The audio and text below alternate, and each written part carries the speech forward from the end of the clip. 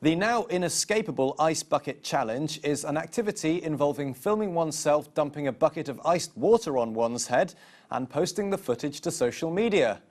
The stunt originated as a way of raising awareness and money in the fight against ALS, the neurodegenerative disease also known in the US as Lou Gehrig's disease.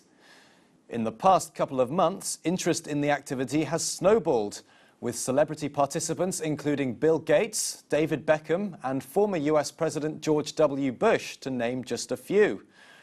With public awareness of the stunt increasing at such a rate, donations to the ALS Association have skyrocketed. As of last Monday, the 18th of August, the association revealed that it had received $15.6 million in donations since July the 29th. Compared with just $1.8 million during the same period last year. The movement's appeal has spread far and wide, and last week on China Take we covered the story that many Chinese net users are calling for some of the country's own rich and powerful to join in the campaign. And now it seems their calls have not gone unheeded, with Chinese celebrities from the world of business, politics and entertainment all having now participated in the activity, such as actor Andy Lau, Foxconn founder Terry Gou and Baidu CEO Robin Li. With the activity having cumulatively garnered billions of hits on Chinese microblogging site Weibo, how has China's online community reacted to the Ice Bucket Challenge? And what do they think the wider consequences will be for philanthropy in China in general? Well, to find out more, let's join our researcher Esther Deng in the newsroom. Hi Esther. Well, first of all, how do Chinese net users explain the popularity of this campaign after it spread to China? Are they happy about it? Hi, Michael. Well, firstly, net users feel this move is refreshing as it reforms the traditional philanthropic activities. As Wang Zhenyao says, Chinese people used to have the impression that philanthropy has to be serious and solemn, but now they feel more relaxed and informal about it. And many others realize the activity has got all the required elements to snowball in popularity, like Gao Lu, who has this take. The public figures involved naturally attract attention, and it also gives people a valid reason to make fun of others. And Ran Yu adds, the suggested donation is not big, and most people won't have a problem accepting it. Moreover, the celebrities involved wouldn't want to refuse a perfect opportunity to come across as kind-hearted, trendy, and open to new ideas. And this poster named Xiao Chang feels the phenomenon's popularity is in line with the development of social media. In the era of new media, creativity and vitality is encouraged, and some innovations that look unimpressive at first glance can become unexpected successes. However, there are also a few negative voices, like Xia Henian, who says, this movement sounds suspiciously similar to the notorious pyramid schemes. While Xiangye Cunfu complains on QQ.com. Why can't we create some fresh ideas instead of copying and following others? And finally, Tianyu Li has this to say. I suggest we create a game based around something more healthy and meaningful, such as culture and history. Okay. Well, you mentioned there that celebrities can benefit from the exposure that participating in this activity can give them. So do Chinese net users think that celebrities have joined the challenge to raise awareness of ALS, or are they doing it mainly just for the public exposure?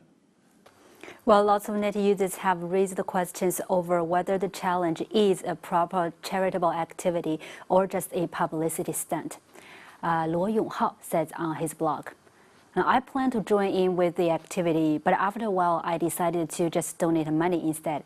I feel that some people have forgotten the original purpose of the activity.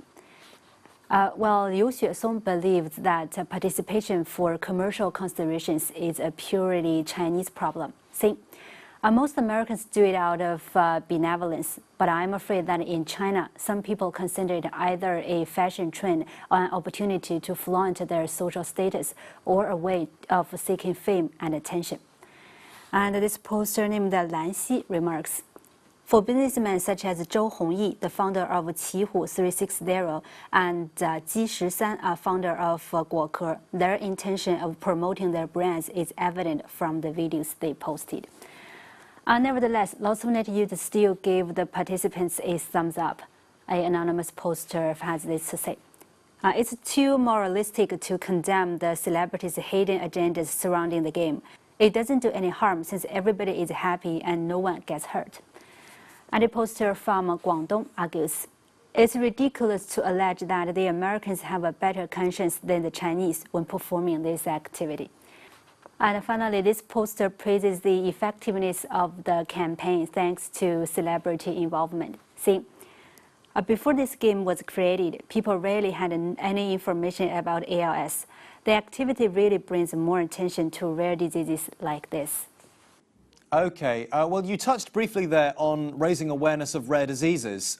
So what's the situation like in China in terms of treating diseases like ALS? Are there adequate medical facilities and know-how to treat these diseases effectively enough?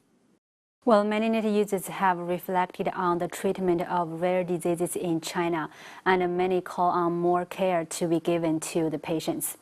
Wang Yiou, a founder of China Dawes Center for Rare Disorders, says that China hasn't put enough effort into compiling data related to rare diseases and publicity of such information. She also says that due to the lack of education and training to medical professionals in this field, many patients are misdiagnosed. And a post on eastday.com points out, absence of public awareness of rare diseases in China means patients are kept away from social assistance. Considering the small market and the lack of relevant national policy, few domestic drug companies are willing to engage in the research and the development of medicine. Patients then have to resort to imported medicines, which are extremely expensive. And Wang Lei says, treatment expenses for rare diseases like ALS are not included in the National Health Insurance Scheme for serious illnesses in China yet. Patients with ALS therefore have to spend more than $800 every month on medication. And finally, I'd like to wrap up with this quote from Zhang Quanling, who thinks that more input from the government is needed. The treatment expenses are an unbearable financial burden for individuals. With the low incidence of such diseases, surely China can afford to include the treatment expenses in the National Health Insurance Scheme. This will motivate domestic drug companies to undertake more research and development, thereby lowering medicine prices. Okay, thanks for that, Esther. And that was China Take researcher Esther Deng with some views on the Ice Bucket Challenge and how Chinese net users and celebrities are getting involved. Next up on China Take, some of the top trending phrases on China's most popular search engines.